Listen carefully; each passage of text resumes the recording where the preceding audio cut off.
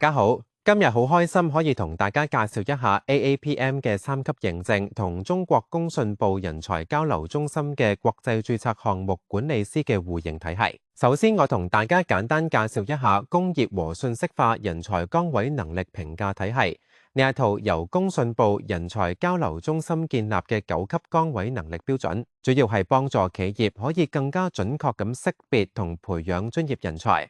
呢套標準喺中國大陸已經被廣泛應用喺製造業、資訊科技、工程建設等等唔同領域。為咗推動國際標準同本土實踐之間更好咁銜接， AAPM 聯同工信部人才交流中心共同開展咗項目管理崗位能力評價工作。雙方確立咗互認體系，令 AAPM 嘅3級認證可以對應中國官方嘅能力評價標準，完成咗本土落地。而家我哋睇下 AAPM 嘅3級認證點樣對應工信部人才交流中心嘅崗位能力評價等級。MPM 即係 Master Project Manager 係 AAPM 嘅最高級別，對應工信部人才交流中心發出嘅國際註冊項目管理師高級證書，係對標崗位能力評價體嘅第9級，屬於企業高管級項目領導人才。CIPM 即 Certified International Project Manager， 對應工信部人才交流中心發出嘅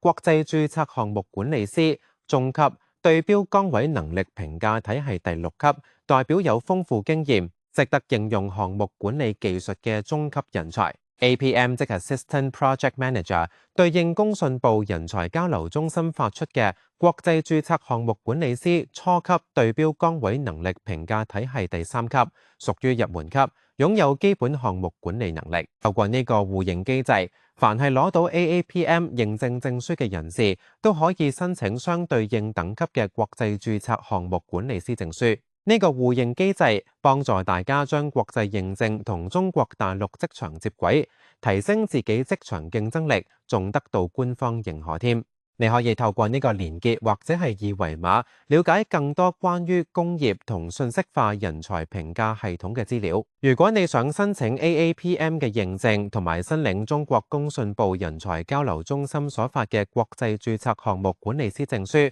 歡迎你聯絡我哋。